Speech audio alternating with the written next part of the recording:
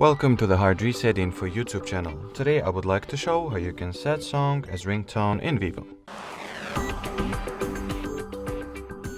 So first step is to obviously download the song that you would like to make the ringtone of yours.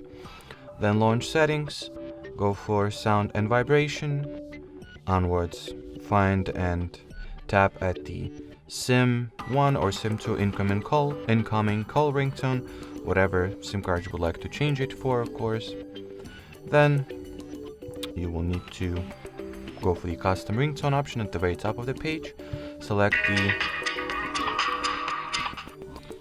the file that you would like to use, then trim it accordingly and select the part of the song you would like to be your actual ringtone, then hit the done button, and well, that'll be it. Actually, you do not have to trim it, you can just select it, but if you want to, you can also trim it as well.